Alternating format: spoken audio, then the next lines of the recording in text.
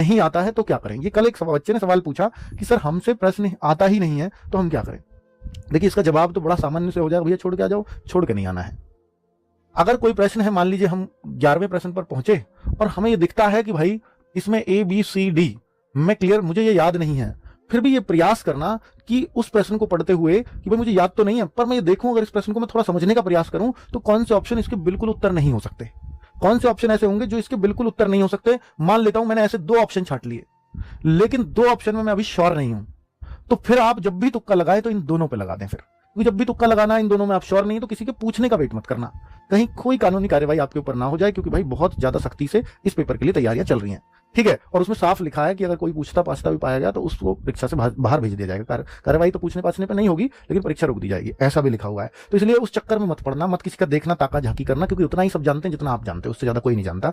तो C और D, फिर आपको तुक्का जरूर, मतलब उत्तर लगाकर जरूर आना है, उत्तर लगाना जरूर है। मतलब आपका 100 प्रश्न आएंगे तो 100 के 100 आपके टिक जरूर करके आने हैं। अगर आपने ये टिक नहीं किया फिर आपका नुकसान हो जाएगा।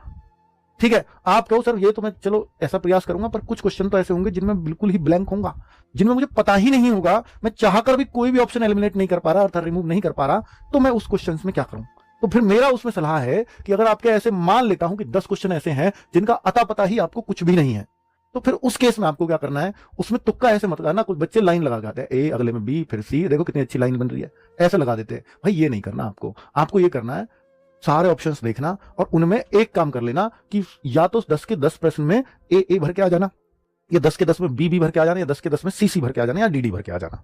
ये तय है कि उन 10 में से आपको कुछ भी नहीं मिलना था, ये तो आप तभी उन 10 प्रश्न को कह रहे हो। अगर उन 10 में से एक भी नहीं मिलना था, और ये इसमें तय हो जाता है कि या तो आपके कम से कम 2 प्रश्न सही हो जाएंगे और 3, या 2 होंगे या 3 होंगे, इससे ज्यादा नहीं होंगे ना इससे कम होंगे।